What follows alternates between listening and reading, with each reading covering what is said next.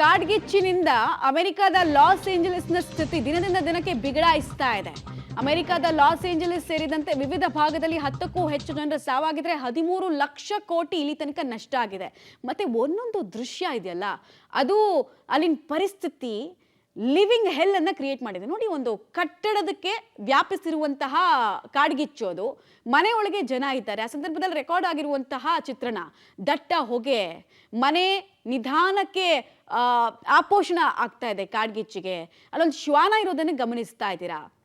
ಒಂದೊಂದು ದೃಶ್ಯ ಕೂಡ ಭೀಕರವಾಗಿದೆ. ಎಷ್ಟೊಂದು ಕಾಡು ಪ್ರಾಣಿಗಳ ಸಾವಾಗಿದೆ. ದೊಡ್ಡ ದೊಡ್ಡ ಹಾಲಿವುಡ್ನ ಸೆಲೆಬ್ರಿಟಿಗಳ ಮನೆಗಳು ಕೂಡ ಆಹುತಿಯಾಗಿದೆ. ಇಲ್ಲಿ ತನಕ ಅಮೆರಿಕದ ಕಾಡ್ಗಿಚ್ಚು ನಿಯಂತ್ರಣಕ್ಕೆ ಬರ್ತಾ ಇಲ್ಲ. ಎಷ್ಟೆಲ್ಲ ಫೆಸಿಲಿಟೀಸ್ ಇದ್ರೂ ಕೂಡ ಅಮೆರಿಕಾದಂತಹ ವಿಶ್ವದ ದೊಡ್ಡಣ್ಣ ಅಲ್ಲೇ ಈ ಕಾಡ್ಗಿಚ್ಚನ್ನ ನಿಯಂತ್ರಣಕ್ಕೆ ತೆಗೆದುಕೊಳ್ಳೋಕ್ಕಾಗ್ತಿಲ್ಲ. ಈಗ ನೀವು ನೋಡ್ತಾ ಇರುವಂತಹ ದೃಶ್ಯ ಸುಟ್ಟು ಬೂದಿಯಾಗಿರುವಂತಹ ಆ ಪ್ರದೇಶ. ಅಲ್ಲಿ ಮನೆ ಇತ್ತು, ಮನೆ ಸುಟ್ಟು ಹೋಗಿದೆ. ಆ ಗಾರ್ಡನ್ ಇತ್ತು, ಗಾರ್ಡನ್ಗಳು ಸುಟ್ಟು ಹೋಗಿದೆ.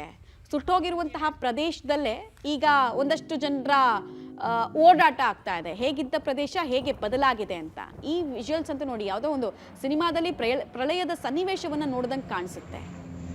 ಇನ್ನೊಂದು ಕಡೆಗೆ ಆ ವಿಮಾನಗಳ ಮೂಲಕ ಕೂಡ ಸಾಧ್ಯವಾದಂತಹ ಪ್ರಯತ್ನಗಳನ್ನ ಮಾಡಲಾಗ್ತಾ ಇದೆ ಕಾಡ್ಗಿಚ್ಚನ್ನ ನಿಯಂತ್ರಣಕ್ಕೆ ತರೋದಕ್ಕೆ. ಬಟ್ ಇಲ್ಲಿ ತನಕ ಅದು ಯಶ ಕಂಡಿಲ್ಲ. ದಿನದಿಂದ ದಿನಕ್ಕೆ ಪರಿಸ್ಥಿತಿಗಳು ಬಿಗಡಾಯಿಸ್ತಾ ಹೋಗ್ತಾ ಇದೆ. ಇದನ್ನು ಜೀವ ಭಯದಿಂದಲೇ ಅಲ್ಲಿಂದ ಹೋಗ್ತಾ ಇರುವಂತಹ ದೃಶ್ಯ. ಎಲ್ಲರೂ ಪ್ಯಾನಿಕ್ ಆಗಿದ್ದಾರೆ. ಕೈಲಿ ಎಷ್ಟು ವಸ್ತು ಆಗುತ್ತೋ ಅಷ್ಟು ವಸ್ತುವನ್ನು ತಗೊಂಡು ಅಲ್ಲಿಂದ ಟ್ರೈ ಮಾಡ್ತಾ ಇದ್ದಾರೆ ಓಡ್ ಹೋಗೋದಕ್ಕೆ. ಎಷ್ಟು ಜನ ಯಶ ಕಂಡ್ರು, ಎಷ್ಟು ಜನ ಅಲ್ಲಿ ಶಾಶ್ವತವಾಗಿ ತಮ್ಮ ಬದುಕನ್ನೇ ಹಾಳು ಮಾಡ್ಕೊಂಡ್ರೋ ಗೊತ್ತಿಲ್ಲ. ತುಂಬಾ ಜನರ ಸಾವಾಗಿದೆ.